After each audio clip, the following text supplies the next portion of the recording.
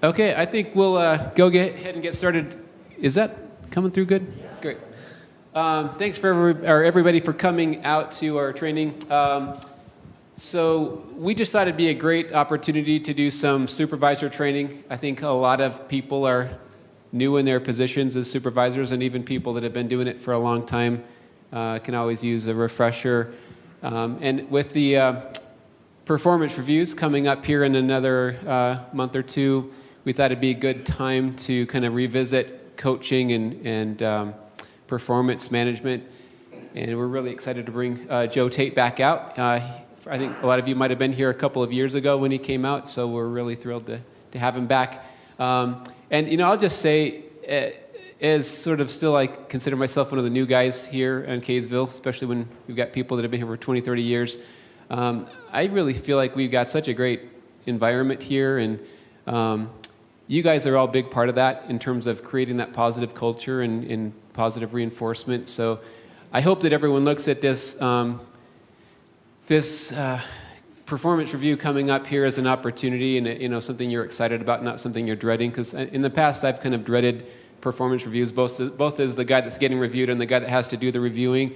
And I've looked at that the wrong way. I think hopefully this training will change people's feelings about this being a great opportunity to just reinforce a lot of the good things that we've got going on here. But again, thanks for Joe for coming out, and I'll turn the time over to you. Thanks, Jason. Yeah, good morning, everyone. So, yeah, performance reviews coming up. And I don't want to throw a wrench into that process, but I've been through a lot of those myself. As a manager, one of the things that helped me the most is it's a one-year cycle, Jason, on the performance reviews, 1 year. It's easy to forget what's happened during that year. So for the people on my team, I would just send out an email and say, okay, help remind me of your accomplishments during the last year. Let's just keep it to 3 to 5 accomplishments. And then the employee is telling you those accomplishments prior to the meeting, because it would happen every time with me. I would forget one of those. The employee's not going to forget, but I would forget one of those accomplishments. And it was very helpful in that process to send that kind of pre-communicated email to get the to get the thoughts going about what they've done during the year, what they can improve on, what they can do better. Raise your hands if you have more than 20 years service with Kaysville City. Chris, Dean, Cole, what's your name? Cody. Thanks for 20 years. There's almost 100 years right there. Anybody else close to 20? All right. Good.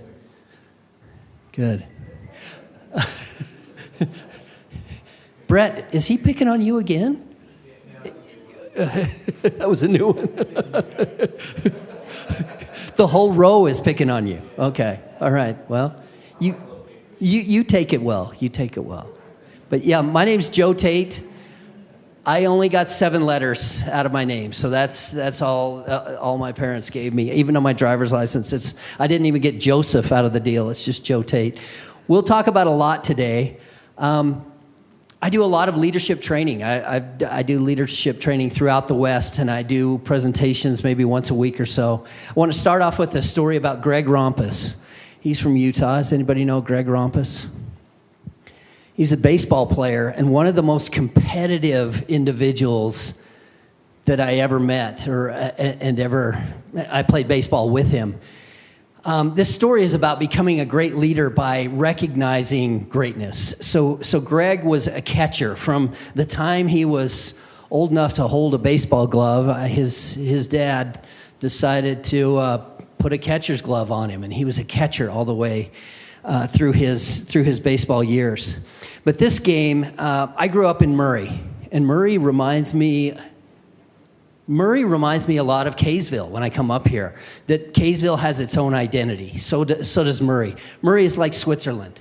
We're within the Salt Lake Valley, but in Murray, we've got our own power, our own lights, our own water, our own school district. It's like, what's that? Our own library, yeah. We'll do it. It's different when you're in Murray and Salt Lake, so we differentiate that. But Greg, I'm going back to a game that was played, and Greg was playing catch, and the other team for the Dodgers. He was on the Dodgers. The other team got up, and by like the end of the fourth inning, it was 11-0. The other team was, and the Dodgers were a good team, but in baseball, anything can happen. So it was 11-0, and the coach pulls Greg aside and says, "Hey, he was they were at bat. The Dodgers were at bat. Greg was the leadoff hitter." And the coach just pulled him aside and said, "Hey, let's start something here. Let's get something started." And he gets up, first pitch, hits the ball and hits this line drive into like right center field, and busts out and busts a double. And he's sitting on second base. Then the next pitch, it's like the pitcher throws it in the dirt, and he steals third. The next batter gets up, gets a hit. And Greg hustles. It was a grounder on the infield, kind of fielder's choice. The play was at home, and Greg went home and scored the run. And so here we are. Now it's 11-1. But Greg stands up, turns around, facing kind of his whole team, and he says, 10 more. 10 more. So he's just thinking, even though he's down 11-0, he's thinking, we're going to win this. We're going to win this. The coach then sees what just happened. The coach brings the whole team together and says, "Rompus, where do you want to play? Where do you want to play? When we get out on the field, after we score 5 runs or more, where do you want to play?" And he says, "Coach, I'm a catcher. I play catch." He says, "Where do you want to play?" He says, I want to play pitcher." So after he scores, and then the coach says, "Whoever scores a run, when you come in, you get to play any position you want." So the coach made a game of this, and this excitement, and the excitement grew. The Dodgers went on to win that game. Actually, Greg Rompus took himself out of the pitcher's position later in the game and said, "Coach, you got to put me back at catch. We need to win this game." And they ended up winning 12-11 at this game. But it was really Greg Rompus who took the lead and said, "Okay." And Greg Rompus to this day will tell you that he hates to lose. He hates to lose.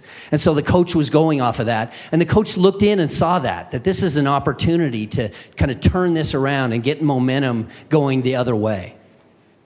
Today part of my presentation today is called Talk to Me Goose. We'll talk a little bit about that. It certainly is a reference to Top Gun.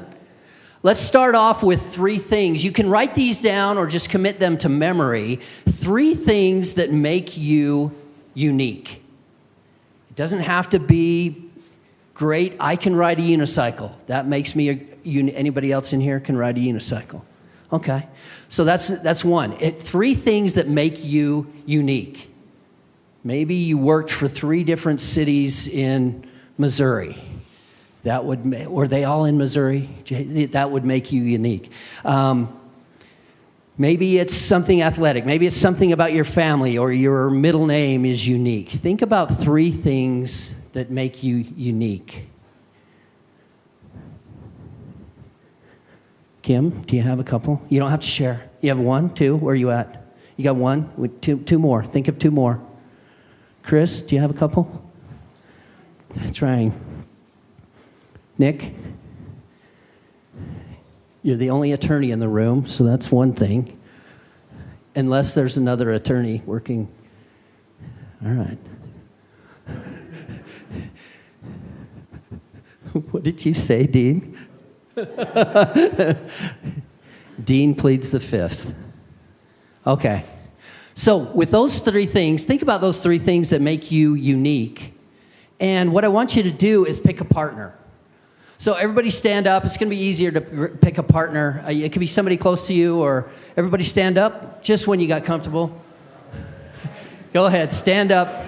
Pick a partner. It can be somebody you know, somebody you don't know as well. Raise your hand if you need a partner. Pair up, pair up. Everybody's got a partner? Okay. Okay, what I want you to do is share. We'll take 2 sides. This is only going to take 1 minute. Take 2 sides and share one of those 3 things that makes you unique. And Chris, who are you with? What's your name? Justin, another J name. We've got Justin and Jeremy. Okay, so take 90 seconds, maybe use both sides and share that one thing that's unique about you. And on your mark, get set, go.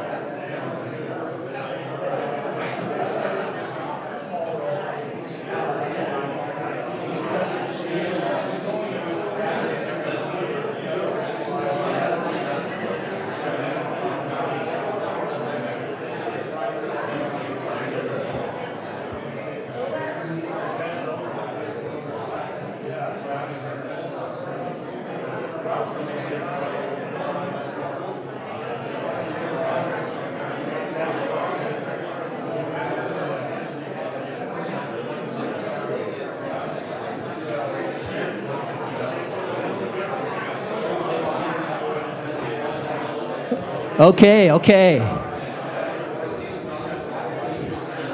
All right, your groups, keep your groups together. Stay standing. Sorry, Kim, Ryan, I know you got comfortable. Stay standing, Dean. Okay, the next one more thing. I want you to share 3 names. And you've got your own name, so you can share that one. It's Brandon, right? But share a name of a spouse or a family member or a friend or a parent. Just share 3 names and share what those are. Again, we'll take like 90 seconds. On your mark, get set, go.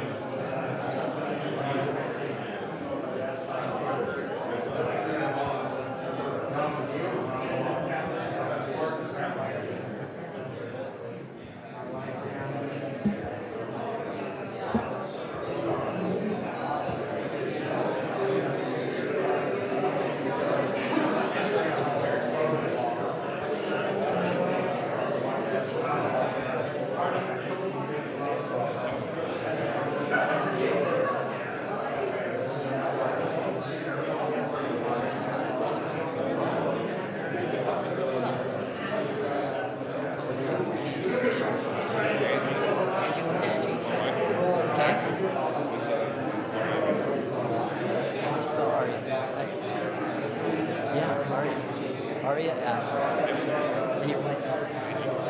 All the A's. You got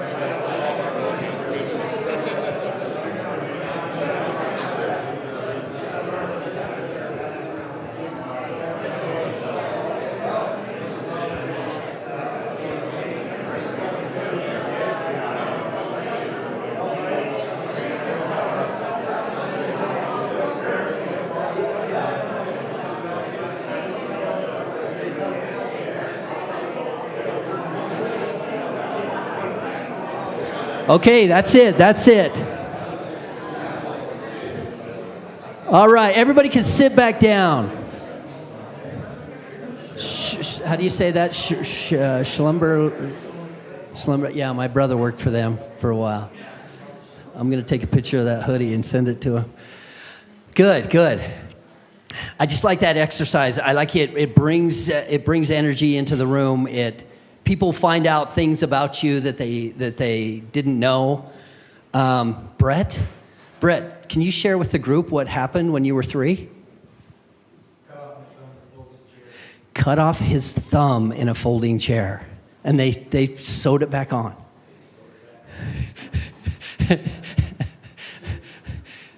Just amazing things. And I talked to a few of you who were sharing names. It just people's faces lighting up and sharing the names of their grandchildren or their children. So good exercise, good times. And I'm big on names. You'll find that out. Names are so important on your teams, to use the names. People love the sound of their own name. It's just like music to their ears. So when I ask you your name and I'll ask you how to spell it, it's me committing that to memory, because it's Chris with the K, K-R-I-S. It's something that I remember. Now, I already forgot his name because it was so brief. Tell me your... Justin, lots of J names. Thanks, Justin. I won't miss it again. Who's this guy? Bill Nye. Bill Nye has said, everyone you will ever meet knows something you don't. And I love the thought process there. There's a book that I'm reading called the Culture Code. I've read it probably 5 times now.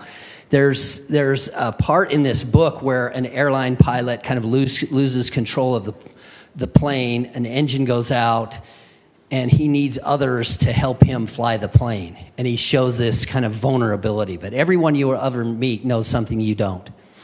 I want to start off today and talk about motivation. And one of my favorite clips on motivation is from a woman, and her name is Cheryl Ferguson.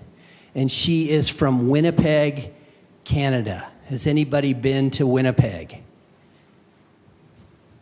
Well, picture the plains. So picture Missouri, Jason, but 15 degrees colder. I thought, okay, I'm going to Canada. It's going to be mountains. It's going to be beautiful. So I get off the plane, and they call it, by the way, the Peg.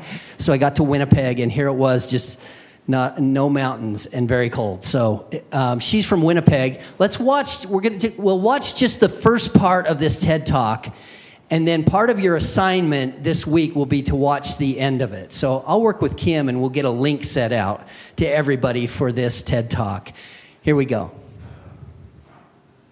Maybe, if I can get my buttons to move.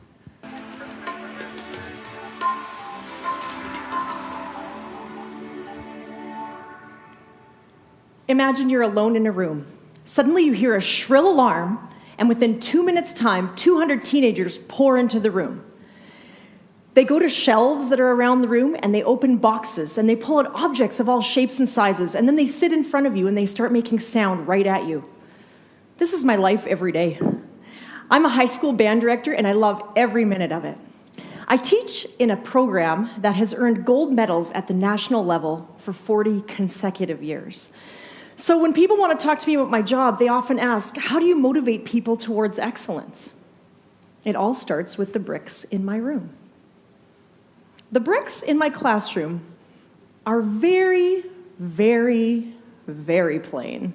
They have zero character. They're these plain white rectangular bricks. If they had a character, it would have to be described as institutional at best. However, 13 years ago, an interesting phenomenon occurred. About 10 students decided they wanted to claim some bricks. So they each chose one and wrote their name and their graduating class on the bricks. They did so in a back practice room with the thought that maybe they wouldn't get caught or no one would notice. Well, people did notice. The next year saw a few more bricks, and the year after, even more. Until finally, 3 years after the original bricks were claimed, some grade 10 students came up to me and said, "Hey, Miss Ferguson, what's the deal with the bricks? How do we earn a brick of our own?" And it hit me. The bricks were the talk of the class. These students were spending time trying to figure out how to get a brick of their own. So I made up some guidelines. I said, well, if you stay in band until the end of grade 12, I'll give you your own brick, and you can decorate it however you like. The next few years saw some amazing results. Students were interested. They wanted to choose their real estate. They wanted to have their brick be by a brick of a friend, or perhaps where they sat or where they stored their instrument. And pretty soon, a group dynamic started to emerge. Entire classes wanted to have their bricks together. One class painted their background green, another yellow, and finally another one put a border around their bricks and chose a brick in the middle to display all the accomplishments they'd made for that year. The students had spoken. They wanted to be remembered as individuals, but also as part of a group, and they had proven that excellence was important to them. Whether I'm in my band room or directing an honor band or at a music camp, my job is to bring people together towards excellence. People with other focuses in their lives, people with other backgrounds, they have to leave all that baggage at the door, and they have to come together towards one final excellent musical product. Now, I've started to wonder, is excellence being lost in a vortex of smartphones and social media? How do we satisfy the craving people have for love and attention that they're often trying to find through web-based relationships? We all know about Maslow's hierarchy of needs. Aside from the safety and biological needs, he outlines the need for self-actualization, love and belongingness, and esteem. It's my belief that we cannot really enjoy success unless these needs are met. So when people are on social media and involved in, hey, look at me types of posts on the internet, maybe they're trying to fill a void in love and belongingness or in self-actualization. But maybe, is there another way to fill that void? What about good old human connection? I'd like to propose a revolution. One in which we revolve back to a time when people connected as human beings face to face and spent time trying to learn the thoughts and beliefs of each other. If we nurture the individual, they will be more likely to be able to buy into a concept of excellence, and they'll be a better team player. Now, how do we nurture the individual? We have to start by making them feel valued and worthwhile. Now, as a high school teacher, I can tell you that teenagers have a spidey sense, and they can smell a fake a mile away. You must start with genuine care. Use a person's name. A person's name, as we all know, is the sweetest sound they can hear. I'm sure you've heard of those studies where people open the phone book when it used to come to our doors, and they'd look up their name first. Using a person's name tells them that they're worth your time and worth knowing. Next, when you compliment someone, please use specific compliments. As a band director, I've done hundreds of concerts, and at the end of the concert, often the comments come, hey, good job. You'd be surprised at the different reaction from students if you say something like, the way you played that note at the end of the second movement made my heart flutter, and it took me back to the moment I saw my son Nate for the first time. Their eyes get wide and they say, oh, thank you. Excellent. So specific compliments really do make a difference. We also need to ask people questions. Asking questions identifies you have a genuine curiosity and you really care about that person. But you have to stick around to hear the answer. I remember one time I was running through the halls at school to some probably unimportant meeting, and I passed a 15-year-old girl in the hall, and I said, hey, how you doing? And she said, fine, I guess.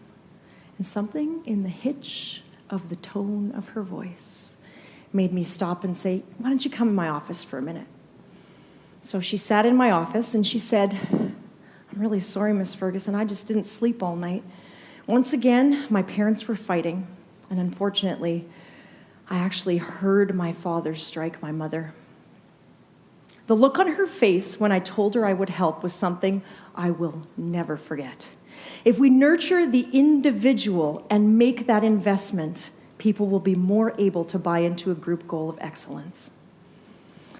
Okay, I'm going to stop right there. The components of this are teamwork, bringing her team together. In her case, it's a high school band. Now, she was talking about the bricks, but then did you hear what she said her requirement was for them to get a brick? They had to complete all 4 years. And that's a challenge in marching bands, to get students to do it for all 4 years. She used it as leverage and as a retention tool. There's a small contractor. I think they have about 65 employees. They're in Centerville. They've been around for 7 or 8 years, and they decided to do a retention program that when you hit They do theirs they've set it up to be 5, 10, and 15 years, and they've only been around for 8. So, but what they do is they give out hammers for the 5-year employees. When you reach 5 years with the company, there's 2 hammers, and they have like the bronze, silver, gold, and then a platinum, I guess, for the future. The one hammer goes to the employee, and they can use the hammer at home. The other hammer goes, and they have a brand new corporate office. It goes on the wall under the 5 years with their name on the hammer. Oh, sorry, Ryan. I was not speaking into this. It just like, I don't know, a hand sign. Like wave your hand if I stop using that. So with that, it's a retention thing. And also, I was a volunteer at the Olympics, the 2002 Olympics. And what did they do down in that Gateway Park where the fountains are? They carved into the walls there the names of 60,000 volunteers. So I know where my name is carved into the walls, and I've shared that with my kids and now with my grandkids to say, oh, way back in the day. It's that lasting remembrance. As I think about cities, we could probably do something like the bricks, and I just thought about this morning, but getting a brick that's engraved with the name of an employee who's been here 20 years, and maybe if they worked in the parks department, that goes in a park somewhere. It would be, we're always doing renovations and things like that, but there's probably some ideas there, Kim, where we could have a 10, 15, 20, 25-year bricks that could be kind of a lasting emblem of service with the company. But she talks about these things. She talks about names. I loved her description of that specific compliment. As you catch your employees doing things right, use specific compliments as a leader. And then ask questions. We'll talk about the asking questions.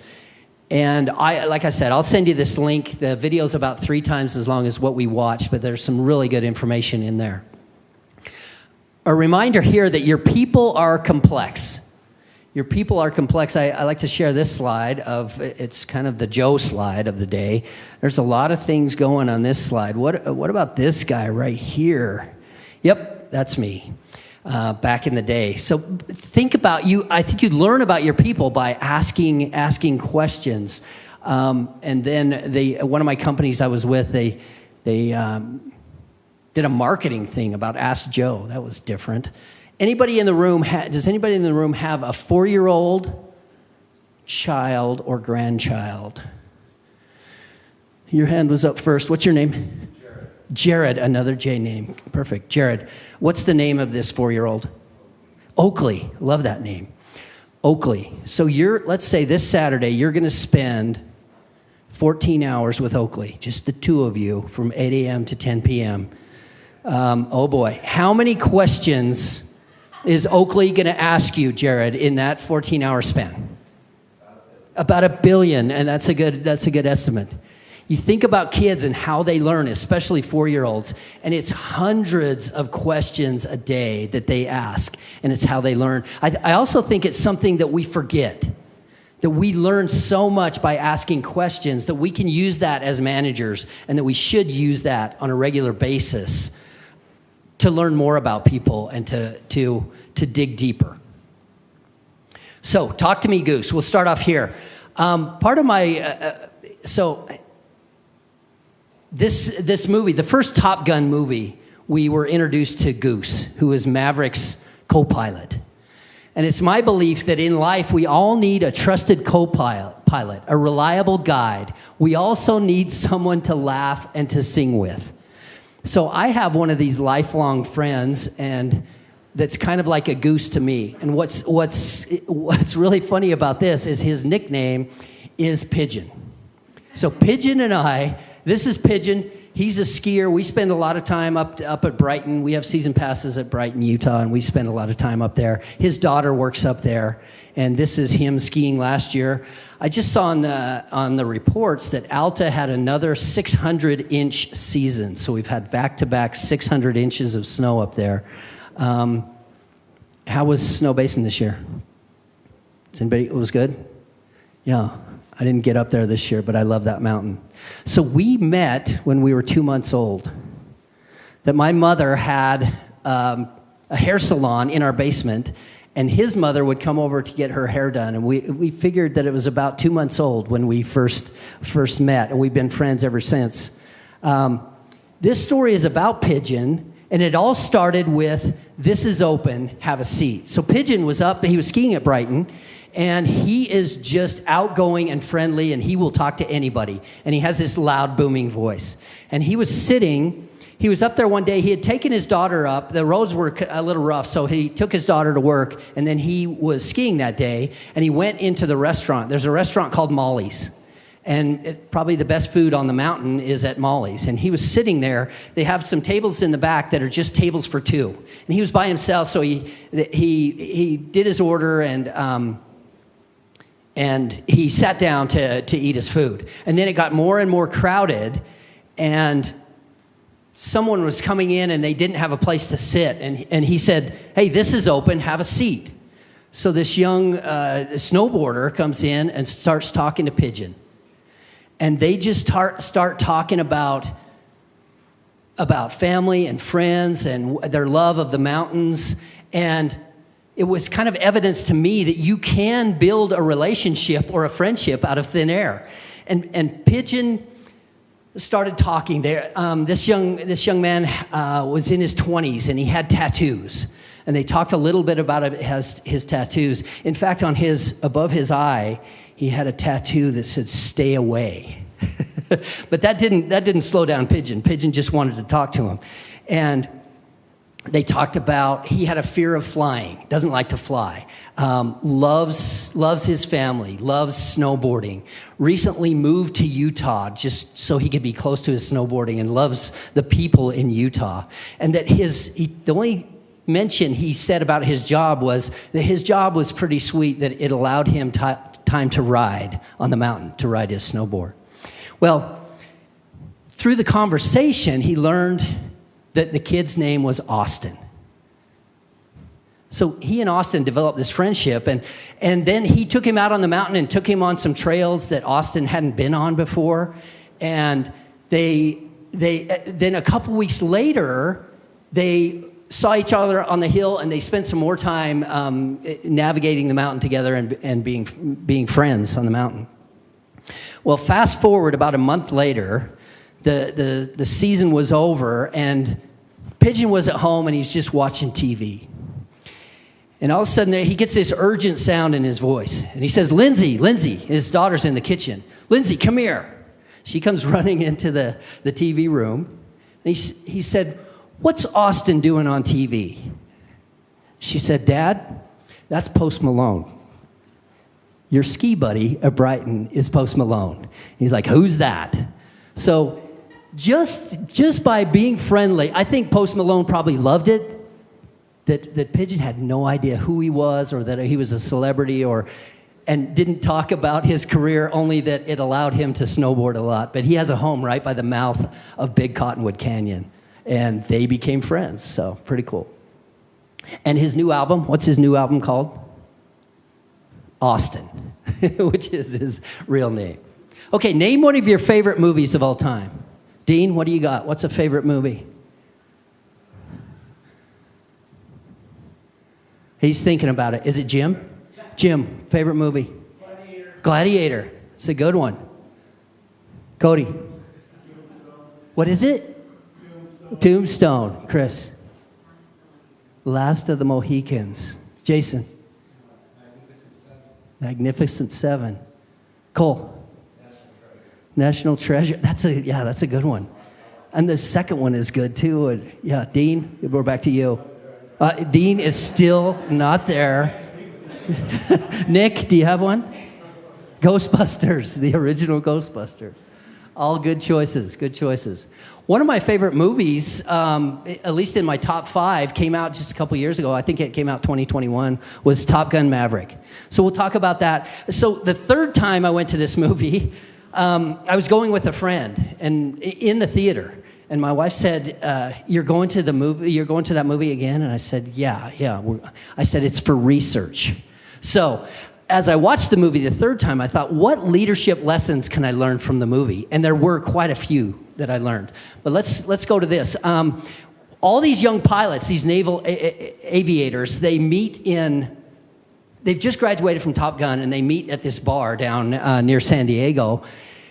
And one of the pilots, she says, everyone here is the best there is. Who are they going to get to teach us, right?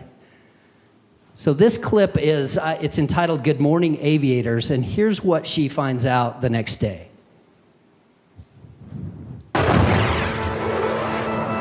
Good morning, aviators. This is your captain speaking. Welcome to Basic Fighter Maneuvers.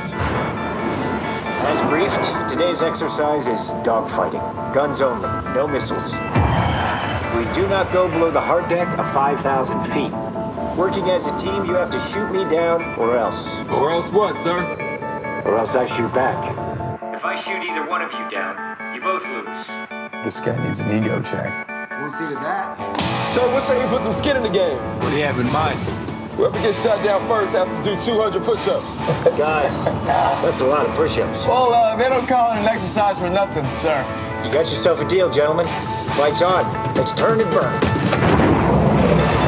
Fanboy, you see him? Nothing on the radar up ahead. He must be somewhere behind us.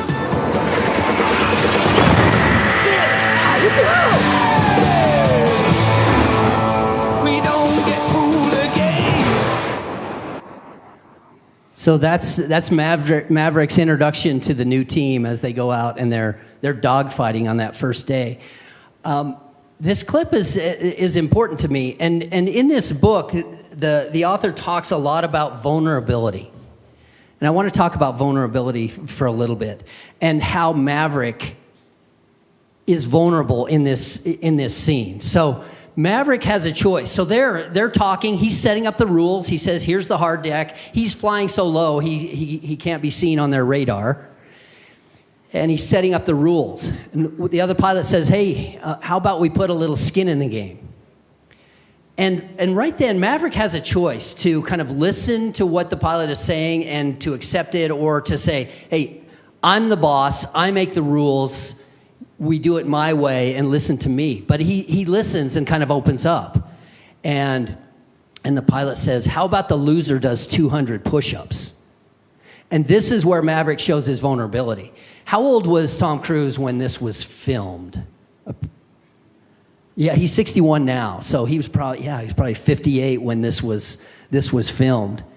And he responds quite in a vulnerable way to say, "Guys, that's a lot of push-ups." He's questioning his ability to do 200 push-ups. And the other pilot says, "Well, sir, they don't call it an exercise for nothing." And he's in. He says, "Okay, loser does 200 push-ups. He's in," and they go on with it. It ends up that he proceeds to shoot down every person in every pilot up there, and they all do push-ups. But the response is key. So vulnerability oftentimes is a loop that someone shows the vulnerability, and then the other person, will they accept that vulnerability and buy into it? A good friend of mine, his name is David Kitchen, and he is the director of HR for Lehigh City.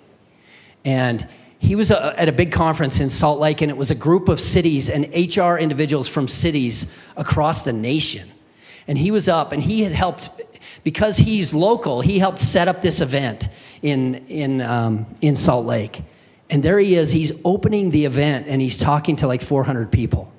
And the last thing that David wants to do is public speaking. He doesn't like, and a lot of people are like that. Public speaking and death are kind of side by side of the biggest fears that humans have. And so here he is, and his emotions overtake him, and he can't speak. And he tries to start a sentence, and he can't speak. And he's demonstrating this vulnerability up there, but then somebody in the crowd stands up and starts applauding that he is showing his emotions. And it does this vulnerability loop. And before you know it, everybody knows that he has been the foundation of planning this whole event. And before you know it, 400 people are standing up and applauding him. And then he composes himself and goes on and does his introduction. It's that vulnerability loop. So How can we do that? How does that work in the workplace or at Kaysville City? Some things that will open you up to being vulnerable, whether it's at work or outside of work, are questions like, I need your help, or I need your support. And that could be a manager talking to somebody on the team. I need your help. I need your support. That shows vulnerability. Or I really messed that up. What's kind of magical about vulnerability is loyalty is increased when teammates are vulnerable. Vulnerability diminishes the distance between people.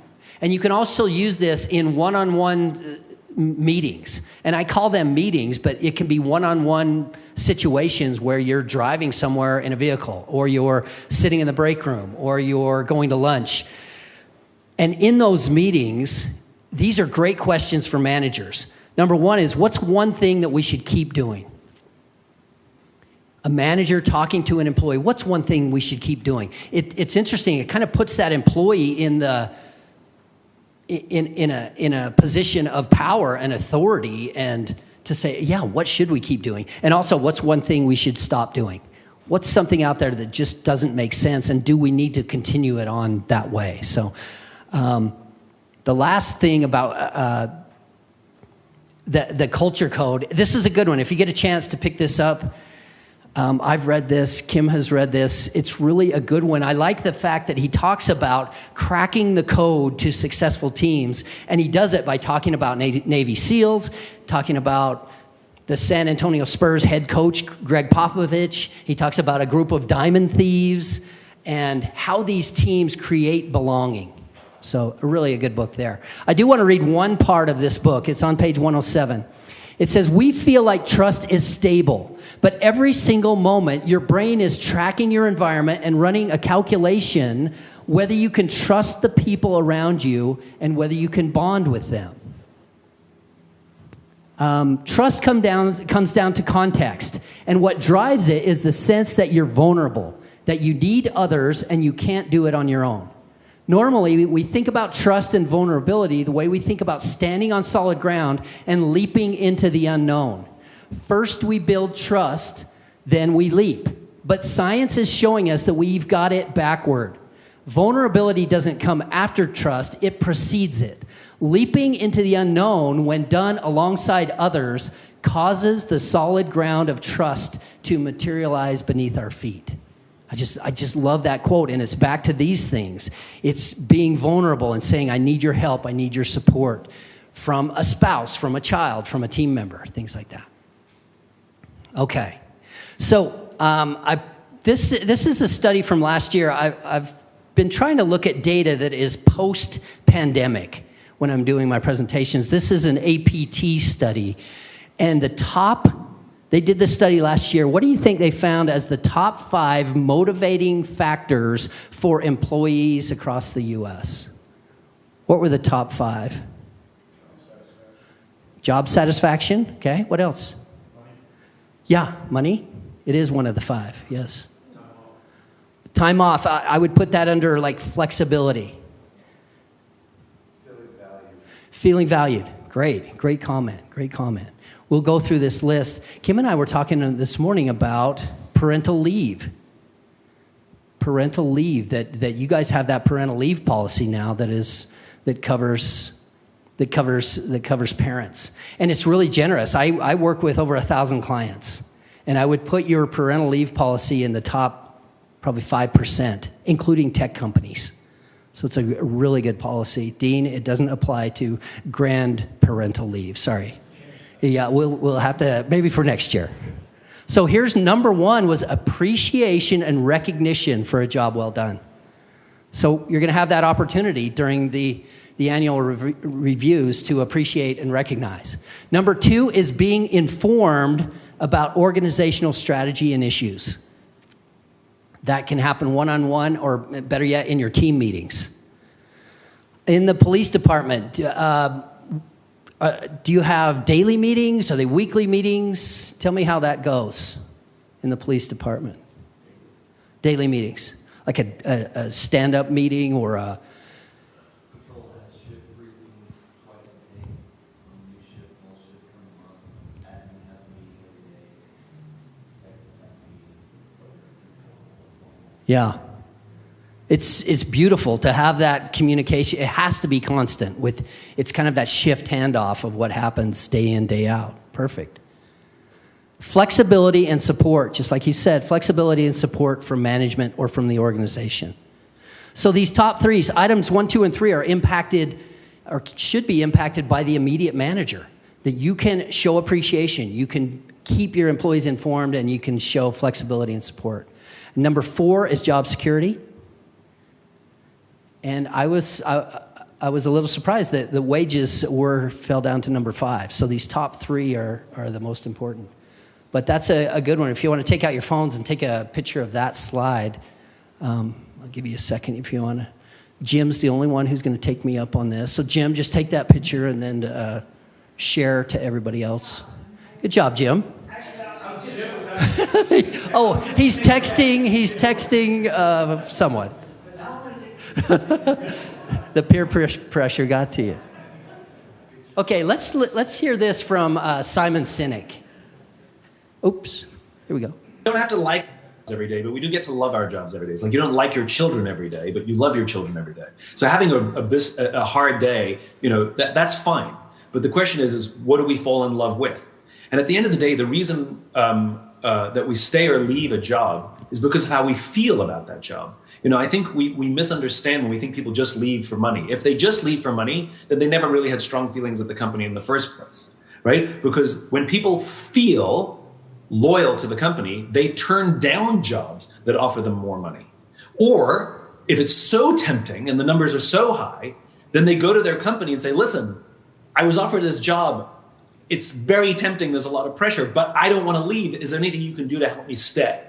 Right? So, there's the point is they're open about it. And what makes people want to have that conversation, like I said, is that they're seen and heard. The best companies have all kinds of programs inside the company to help the person grow as an individual. Now, we talked about, listening skills and these kinds of things. These are valuable for the work that we do, but it turns out that those skills also help us as parents. They help us as spouses or as boyfriends and as girlfriends. These are valuable skills in life, And I think that we forget that. We talk about hard skills and soft skills as if those things are opposite. I hate the term soft skills. Hard skills and human skills. And the more that we invest in human skills, in addition to the hard skills that we're teaching, the more people feel like they're growing as individuals. I'm a better version of myself now than I was when I started at this company because the company is actually helping me in personal growth. WD-40, which is a company that I admire their culture, the lubricant company. They train their managers to be coaches. So literally like executive coaching training, that kind of thing, but they train their own people to have that skill set so that they're equipped to help their people who have challenges. And especially with younger generation. The younger generation is asking companies to provide everything. We want to have our sense of belonging, our sense of community, our sense of personal growth, our sense of purpose to come from work. It didn't used to be like that 40 years ago. And so there's a huge pressure on companies. And so I think what entices people into the company and into the industry is not just come and do cybersecurity. There's a percentage of people who are, de facto interested in that. But rather tell them the kind of experience they're going to have, tell them what they get from the company, and you'll find it remarkable how many people will all of a sudden be interested in the category in the company because of what they get holistically, not just what they get from the product. All right. I love it. His thoughts there about employees come to organizations to learn and they want to be developed to grow, like this training. I love that Kaysville continues to have training after training to develop leaders and to add skills. Some of the things he talks about, employees want to be seen and heard. Employees expect to find purpose at work. Purpose, community, and development are the 3 things they're expecting. So seek with your team, seek opportunities to teach. And I liked what he said about hard skills and soft skills, that he prefers to call it human skills and hard skills. So I want to do what I call is a 5-minute huddle. I know you have team meetings. I know you meet together often. These huddles can be used on a weekly basis, a monthly basis, a daily basis. I like these meetings where they're planned out. I think a week or every other week is my preferred interval for these. So this 5-minute huddle is a way you can bring together a team of 4 people plus a manager, or you can bring together a team as large as we have today. 25 to 30 people. So in this, what you do with the meeting is it's not completely governed or run by the leader, by the manager. It puts weight and ownership of the meeting on the employees of your team. So what you do is you assign out 4 of the 5 roles, and then the manager usually takes one of those roles as we do this. The manager typically takes the strategic piece, or maybe it's a safety piece that the manager takes. So we're going to do this 5-minute huddle. Here's what it consists of. Jim, this is another good slide that you could take a picture of. I mean, no one else is interested, but me and you. I mean, this is a good one. So here are the 5 components of the huddle. The one is a safety tip. I worked at UPS for 16 years. So we had a safety meeting 5 days a week for 16 years straight. Everybody in the business had a safety meeting. So number 1 is a safety tip. Number 2 is a shout out or a compliment to a team member. Number 3 is a get to know you. Number 4 is the strategic business item, or it might be an HR item. And number 5 is a motivational piece. Number 5 is the one that needs further preparation. A lot of these can be prepared on the fly. So what I need is 4 volunteers who will come up and do this 5-minute huddle with me. Cody, yeah, you removed your glasses. I thought you wanted to come up. All right. Somebody other than Cody. The other Cody.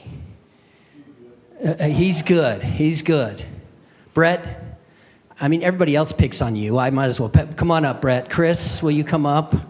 Justin, come on up. And Jim, come on up. So we're going to take maybe 2 minutes and prepare for this meeting. We're going to do the meeting. You guys are our team, and we're going to take this breakdown. We're going to have a team meeting here, okay? You guys can just discuss amongst yourselves or get a donut at the back. I'm just kidding. There's no donuts. I wish there was donuts, Kim. Okay, take 2 minutes and we'll prep for this meeting.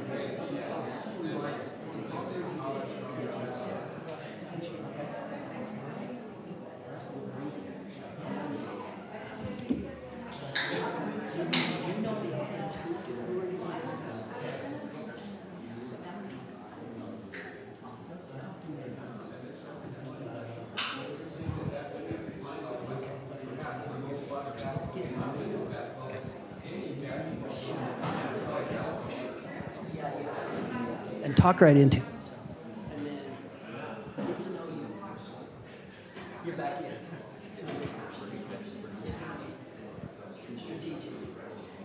Okay, welcome to our daily huddle. We are ready for our 5-minute huddle, and I'm just going to turn it over to Justin. He's going to start us off today with our safety tip. Go ahead, Justin. Yeah, thank you for being here at our 5-minute huddle. As a safety committee and as a safety overall, seeing the safety of the city, we've come up with a plan to try to keep our driving safety or our driving record safe and clean and have less vehicle accidents. So just a reminder that when you get in your vehicles today, make sure you're buckling up, you're staying off your phones, you're looking around to make sure everything is safe. When you're backing up, you're looking over your shoulder or having a spotter. So just a quick safety reminder for all of you today. Excellent. Thank you, Justin. Safety is no accident. Am I wrong? Safety is no accident. We bought a Chevy, just this Chevy Equinox. It's got a teen mode on that. Has anybody seen the GM teen mode? My kids are grown now, but you cannot put the car into drive until the seatbelt's fastened. The radio only goes to like 1/4 of the volume, and it's got a limit. I think the speed limit is 80 miles an hour, and it does monitor local street speeds. So think about teen mode. Don't tell your kids that you learned it from me. Okay, next, Chris, why don't you take us to our shout out? Okay, our shout out today was going to go to Nick, but he's not here. So I'm Nick. going to recognize Dean. I feel like when you're walking through the halls, Dean, you always have a smile on your face. You recognize the person that you're walking by, and it just gives a good feeling. Thank you, Dean. Yes. Excellent. Okay, number 3, get to know you, Brett. Okay, I'm doing the get to know you part. And we were wondering, Brian with an I, what was your favorite cereal, and did you use an average sized bowl? So we'll start with you, Brian. Growing up, what was your favorite like cold cereal that you really had to have as a kid? Anything in the pantry, and I used A mixing bowl. A mixing bowl. About a 20-ounce box. Cole, what was your favorite cereal? Favorite cereal, honeycomb. Honeycomb. Kim? Fruit Loops. Ryan? Raisin Bran. Any others? Now, people over here, you said Raisin Bran, and they had a concerned look on their face. Any others? Captain Crunch. You can't eat it every day, though. It will wear out the inside of your mouth. Okay, good, thanks. And next is Jim, a strategic business item. Well, we do have performance reviews coming up. There's annual performance reviews, so make sure that as you prepare for that you're not delaying. There's a couple thoughts with that. Our employees are expecting us to do a review, so don't keep them waiting or keep them anxious. And like we talked about earlier, if we can reach out to them and make sure we're not forgetting something, we might review a few things with them prior to things that we remember throughout the year, but ask them if there was something important that maybe we forgot or didn't include. And so it's really important to take that time to be organized and to be on time with them, and not also to keep HR waiting for those reports to come in. I realized number 5 on that list of important things was money, but also it's something everybody's anxious to improve on in their life. And so it's a big deal to them, and so it's a big deal to us. So make sure we're on time with those and we're prepared. Jim, thank you. Yeah, perfect. And I'll take the last one that's on motivation. I just wanted to tell a quick story. And here's my story. James E. Casey was born in Pickhandle Gulch, Nevada. Love the name of that town. In 1888. At the age of 11, James was forced to leave school to help support his family due to his father's failing health. James found a job as a bicycle messenger. Their family had moved for a department store in Seattle, Washington. He started off earning $2.50 per week. 4 years later, his father died, leaving behind his widow, Annie, and 4 children. In 1907, James and his brother, both teenagers at the time, started their own delivery service, and they named it the American Messenger Company. They worked hard and grew the business.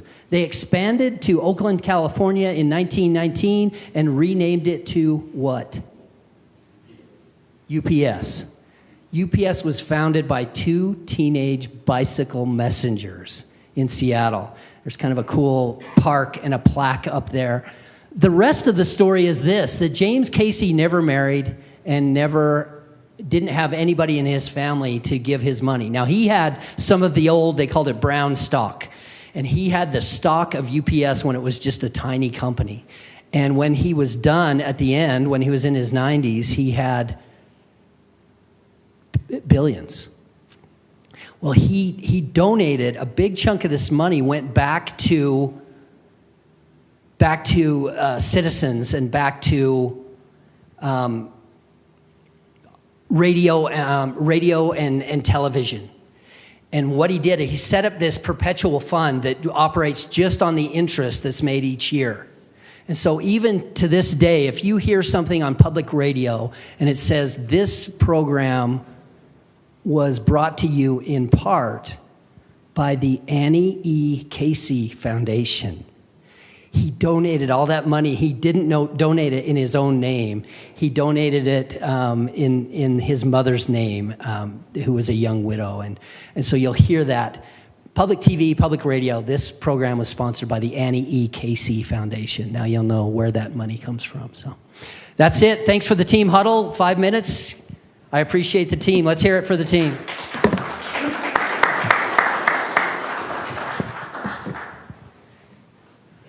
It's very easy to integrate that maybe once a month, maybe once a week into your own team meetings and really involve your people and have them carry some of the weight of those meetings.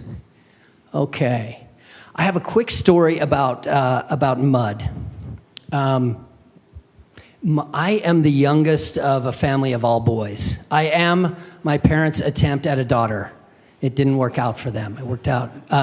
So when I was young, I would hang out a lot with my mom. We would go everywhere. We would travel. We would go to restaurants. We would go shopping.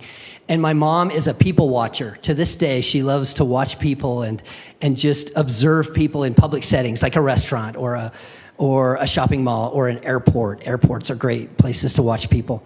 And so I was in Salt Lake, and I was going to lunch with a buddy just at one of our favorite sandwich delis that's up in Sugar House. And our plan was to meet there, and I got there early. Now, this was one of those summer days where it had just been raining all morning. It was not like the desert, but it had been raining all day. So I got there early, and I decided, I was about 10 minutes early, I got outside, and I stood under the awning to watch people, because it's fun to watch people in the rain, too, especially in the desert where no one has an umbrella. So I'm watching these people going back and forth, waiting for my friend. And I see a guy on the other side of the street, and he's walking really fast, and he has his arm stretched out, and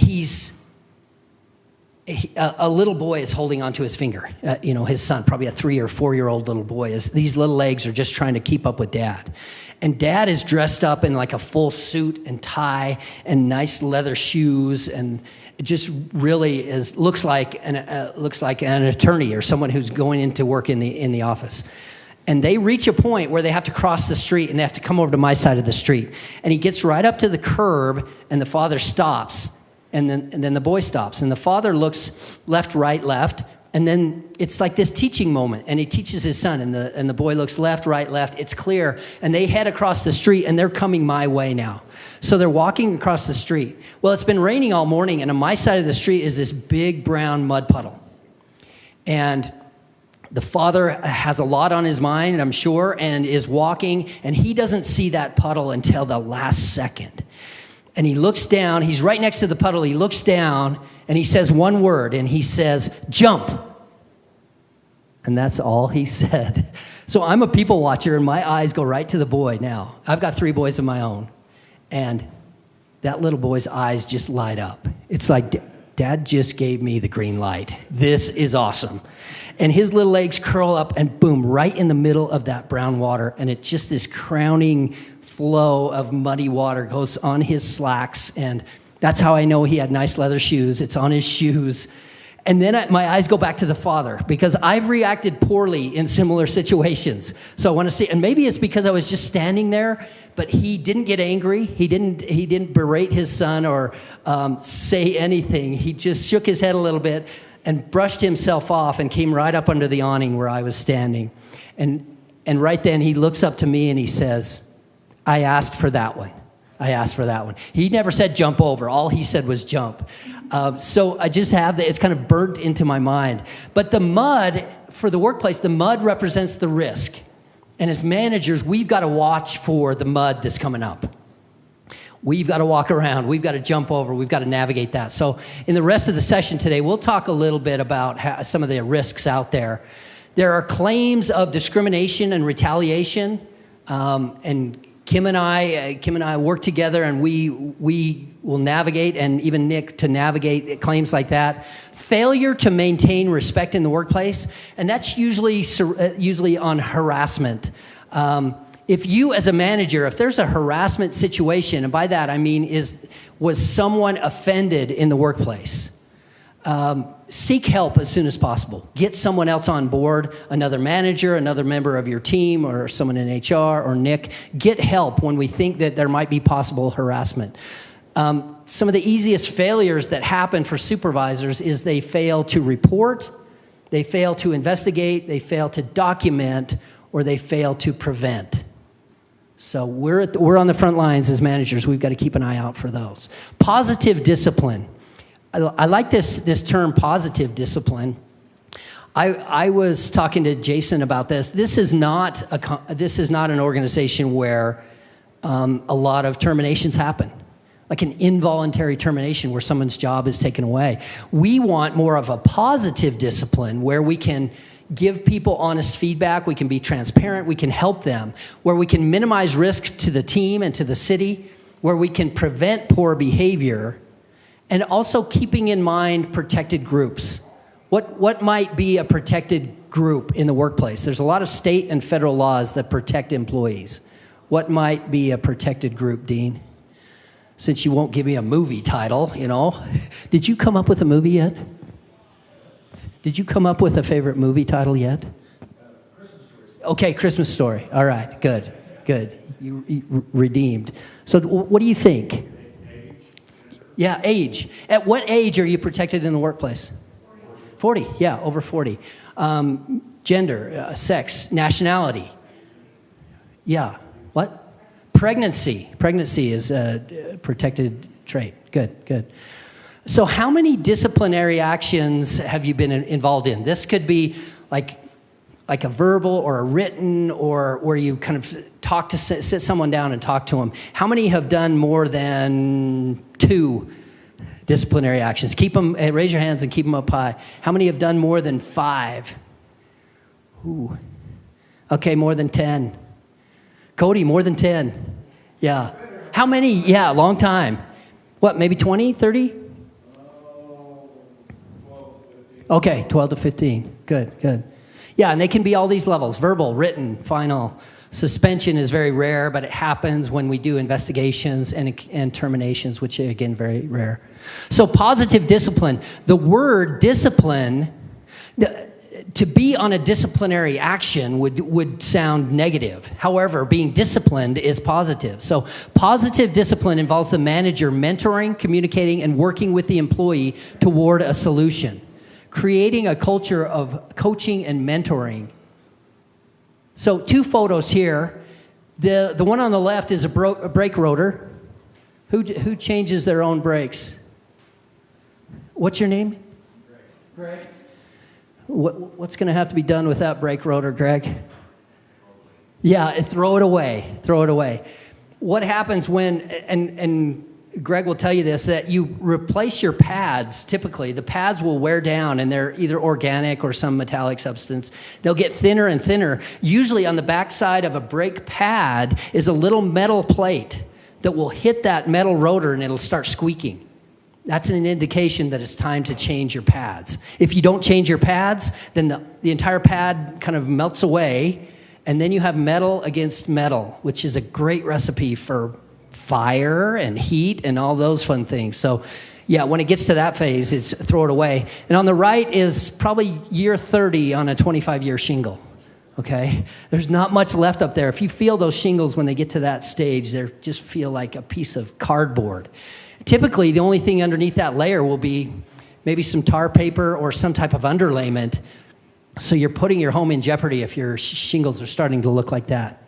So part of my philosophy in this is that we communicate standards early and often. We don't walk past problems. If we see something that stands out, like the roof or the brake rotor, we communicate that. We point out safety issues. We need to be safe as an organization. We need to document things. But communicating standards early and often, how many in this room are involved in the interview process at any time? Raise them high. Yeah, more than half. So sometimes we're communicating standards during the interview, right? So if Paul is interviewing somebody, he's communicating standards of, yeah, this job will include weekends and holidays and what schedules look like. He's communicating some of those expectations prior to ever offering a job. The challenges of discipline is, number one, we hate these confrontational meetings. We all, well, some people enjoy them, but most of us hate the challenges of those meetings. And disciplinary meetings are dreaded, delayed, or avoided, and sometimes avoidance seems easier than confrontation. So positive discipline seeks early intervention and seeks solutions. I love this phrase here: criticize in private and praise in public. So if you feel like emotions are rising and you're having a discussion and things are getting heated, lower your tone and then take it offline. You know, let's talk about this in the truck or separate in an office. I like this last one too, is to catch employees doing things right. Think about that during the next week. Catch one of the employees on your team or a peer doing something right, and then bring it up to them and compliment them on that. We already went through the disciplinary options. This is the most important one, I think. This is where we address things early and address things often. And it's a verbal warning. But a verbal warning's tricky because Nick will tell you if it wasn't documented, it didn't happen. The attorneys will always tell you that. So that's the trick then. How do we document a verbal warning? It's simple, and I want you guys to keep it simple. So if you've got somebody on your team who's falling behind and not meeting the standard, then you have a meeting. And maybe it's just a one-on-one 3-minute stand-up meeting about attendance or punctuality or safety or whatever production standards they have. They're not meeting the standard. You have that verbal meeting with them, and you get their commitment to meet the standard. Then you follow up with an email or text message. That's where we document it. I like email because it records the date and the time, and it's from you and it's to the employee. It sets up the expectations. And the communication is simple. Thanks for meeting with me today. I appreciate you talking to me about your attendance. I also appreciate your commitment to have, maybe you talked about perfect attendance for the next 30 days. I appreciate your commitment to perfect attendance for the next 30 days. You've got this, you can do it. Thank you, and then you close out the email. It's that easy to document a verbal warning, okay? Now, with a situation like that, Kim, did you already have a process for verbal warnings? Okay. That's my recommended process, and keep that, and keep it on your computer. Then if something comes up, if things escalate and the employee gets worse, then we're not just looking at HR and saying, yeah, I talked to Andrew about, there's no Andrews in the room, right? Okay, I talked to Andrew about this, about attendance on 3 different times, but if it was never documented, then where was it? But if we have this email, yeah, I talked to Andrew about that, and I talked to Andrew about that on April 1st, and here's the email I sent to Andrew. Then it takes 2 minutes, and you document it that way. That's how you do it. What's this one? MBWA. I would guess that Paul is amazing at this. Jim's probably amazing at this.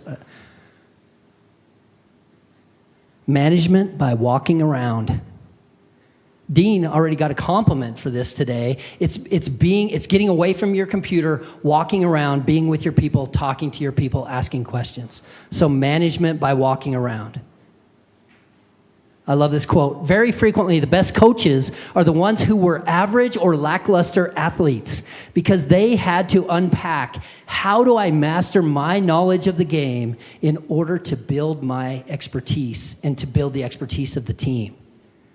So I love that. I love that. And we see this all the time, that the best, the top coaches in whether it's little league or high school or professional, very frequently they were just average or lackluster athletes, but they had to unpack everything to learn it, to break it down, and to teach it. So crucial conversations, these are these disciplinary meetings or crucial meetings where we talk to employees. Remember, don't delay meetings like this. Document the meeting. And again, it could be an email to yourself or an email to the employee about the meeting. Take any emotional meetings, take them offline. Stay on topic and keep it short. And in even like a termination meeting, in my opinion, a termination of employment meeting should be 5 to 7 minutes long. And never, well, tell me about your approval. If someone's being terminated, that has to be approved by who? Through Nick, through you, but through Jason, yeah. So never kind of go out on a limb and never terminate somebody. You're fired. This is the last one. You know, you've got to have someone on board, and Jason's got to be on board. Okay? Okay, API. Who knows? And Ryan's probably thinking of some high technical API. This has nothing to do with technology. API means, for me, assume positive intent. So I drive on the Wasatch Front all the time with some of the most challenging drivers on planet Earth, is my opinion. And they kind of get under my skin while I'm driving. And I can get frustrated behind the wheel. But the best example for this is my wife, that she's always assuming positive intent. So some guy comes over, cuts me off, almost takes paint off my fender, and I'm thinking, what a jerk. And she'll come up with something like, and she'll see me getting heated up, and she'll say, I bet his wife's water just broke. He's just headed home. It's just this, and she makes up the story, but it's this assumption of positive intent. Because when we look at the other guy and say, that jerk, that idiot, I like to add 3 words onto that. Just like me, because we've all done it. We've all failed to see someone, or we were in a hurry, or we cut someone off. So try to do that in the coming week too, to assume positive intent, especially in the written. We're pushed more and more into written communication, and written communication is faulty. 90% of what we're saying is not in the words, but in facial expressions, in body language. So especially text messages, posts on Facebook, emails can really be taken out of context. Try to flip that around and assume positive intent in what the person's telling you. Or follow up with a face-to-face meeting or a phone call to clear that up.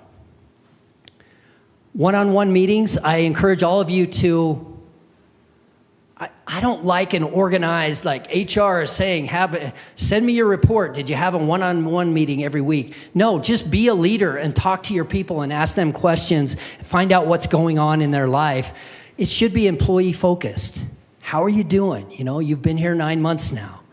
What can we help you with? What's your goal? What's your next step in your career? Have it be employee focused.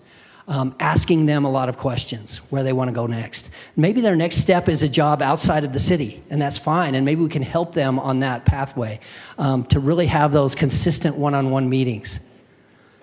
Like I said, with direct communication, you can clear the air. You can have a better choice of tone, word choice, body language, because the written language is often misinterpreted. And I showed this video last time, but I'm going to show it again. This is Ryan Booth, and he lives about a quarter mile away from here. He's a Kaysville resident. Shout out to the 84037, right? UPS, I know your zip code. But let's take a look at Ryan. We would have one-on-one meetings, and about every other time I would cancel. But that was okay. My goal was to have 2 one-on-one meetings with him every month. And we both had Marco Polo on our phones. And this is what happened when I failed to show up for our one-on-one meeting. Here we go. Mr. Tate, I relocated to your office so I wouldn't have to whisper. So what you're telling me is, even though we have a scheduled one-on-one today, right here in your office, you're not going to be here. Oh, I need to talk to Randall. Pull it together. I liked the title of that, Monday Moods. That's pretty good. Monday Moods. Excellent, excellent. As far as my week goes, Jeanette contacted me, and we're doing a new employee lunch. She invited me to that. She's been doing that. And she says that so far they've been kind of boring. They've been kind of an opportunity for the... He goes on to have a full 10-minute one-on-one with me. I wasn't there.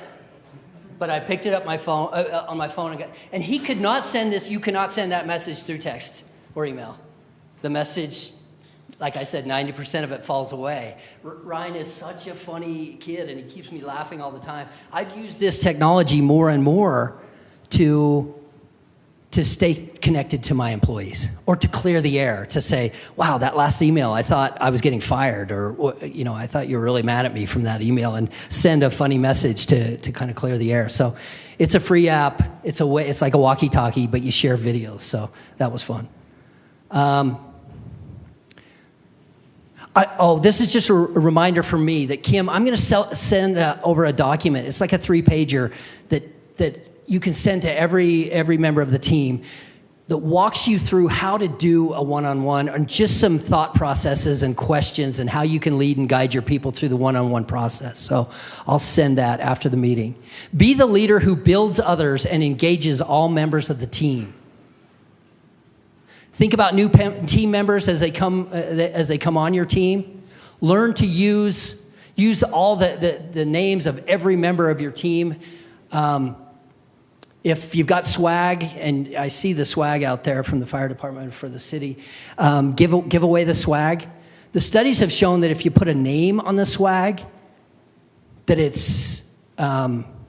it helps with retention, and it helps employees remember each other's names. We see it at big companies like McDonald's and Home Depot. Home Depot, you get that orange vest, and then they send you in the back with one of the other employees, and they send you back there with Johnny, because Johnny's an artist, and Johnny will write your name, so he puts Joe there, and then he puts a pair of skis and a guitar.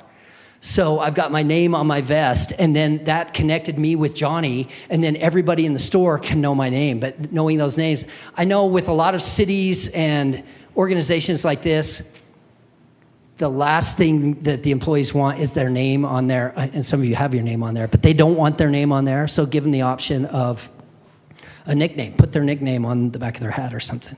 So mine would say Chainsaw, of course, because that's my nickname. No, I just made that up. Share local knowledge with new team members as they come aboard. Just share local knowledge. And maybe it's knowledge of, what's that Mexican place? Orlando's right down there. That's a good kind of homegrown spot. Is that still open? Orlando's? Yeah. Share local knowledge with new team members and ask questions. Keep asking those questions. Okay, we're going to finish up with this today. Who is Armando Who is Armando Galarraga?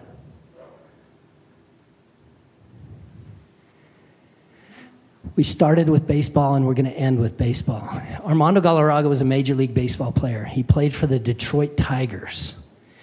And this was just under 15 years ago. They were playing, it was 2009, and they're playing a homestand in Tiger Stadium in Detroit.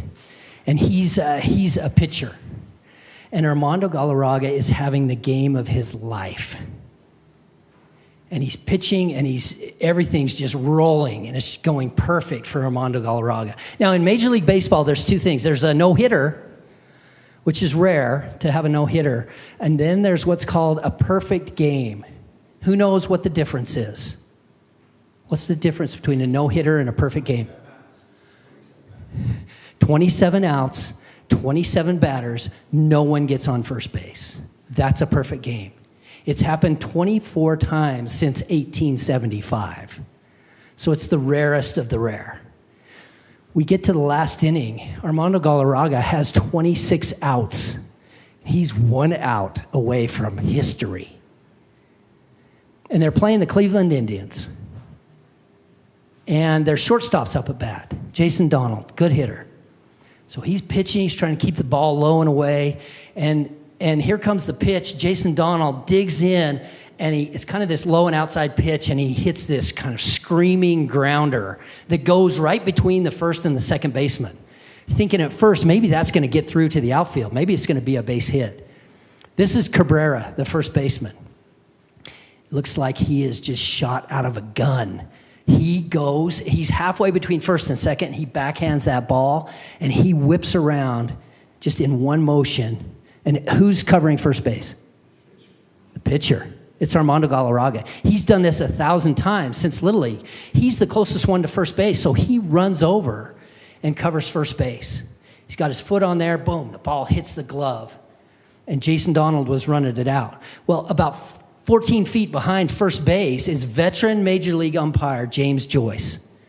And he's there, perfect position. He has to make the call. He sees the play. He sees the ball coming in. He's right there in perfect position. And the ball hits the glove. And shortly after that, he extends both arms out all the way. And in a loud voice, he says, "Safe."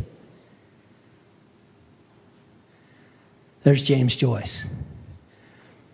Right after the call, here's Jason Donald. He just ran out that, and he puts his hands on his head. There's the first baseman, Cabrera. It's like, what just happened? There's one of the fans. There's the owner of the team. Everybody's got their hands on their heads. The announcers come on and they say, oh, he must have pulled his foot. He must have pulled his foot. Because if that first baseman, who is the pitcher now, if Armando pulls his foot like 1 inch off of that bag, then he's safe. And then they watch it in super slow motion up in the booth. And the announcer comes on and he uses the word no like five times. He's like, no, no, no. James Joyce, no, no. Because he sees, this is what he sees on the instant replay. There's Armando Galarraga. All the photographers are focused in on first base because it's the last out of a perfect game. His foot is on the bag, the ball is in the glove, and there's about 12 inches of you're out. He was out. The ball beat him there. But at this point in Major League Baseball, there is no instant replay. And he called him safe, so Jason Donald stays on first. Armando Galarraga gets the next batter out. Some people call it the 28-out perfect game. Armando Galarraga never got angry. He never kicked dirt on the... Now the team manager came out and he got all into it with James Joyce. But look at the smile on his face. He walked back to the pitcher's mound. He got the next batter out. After the game, the reporters, Well, first, James Joyce, after that next out, he runs into the tunnel. And he goes back, and then he sees the instant replay for the first time, and he sees it on the screen, and he breaks down in tears. It's like his life is baseball. And the reporters come in, and he says, I blew the call. I robbed that young man of a perfect game. They go over, the reporters talk to Armando Galarraga. He never gets angry. He never assigns blame. What he says is, we're all human. We all mess up. Yeah, he got the call wrong. He got it wrong. In the books today, it's still listed. It's a loss, and it's not a perfect game. The next day, they're playing a homestand. So a lot of times they'll play back-to-back 3 or 4 games, and they're playing the same team again. So this is Detroit, Michigan. The fans are not happy. They show up early. They have signs. They're yelling. Out of the tunnel comes James Joyce and all the other umpires. Now, in the major leagues, they rotate. So he was at first base, and he rotates to be the home plate umpire. First off, it looks like you can see the old footage on YouTube. It looks like he's been awake all night, and it looks like he's been crying half the night. But he comes up, and all the other umpires are around him, and fans are yelling. When out of the dugout comes this pitcher. And he's got a brand new uniform on. It's all clean. Well, Armando Galarraga just pitched a full game the day before. He's not pitching today. But even in Major League Baseball, he has a piece of paper. And he takes this piece of paper and he walks right up to James Joyce, because in Major League Baseball, you have to deliver a hard copy of the starting lineup to the home plate umpire. And they have this moment at home plate. It wasn't planned. It was planned by Armando Galarraga. So he goes to home plate and he talks to James Joyce. And it's just this beautiful sportsmanship lesson that he teaches all of us. And he smiles, he puts his hand on his shoulders, and these 2 men, he forgives him. He forgives the umpire. And James Joyce says, play ball. And they play ball, and it goes on, and the signs go down, and the crowd goes down, and it's kind of over. So I love that story about. There's also a 30 for 30, one of those ESPN 30-minute specials on it. You have to take a look at that.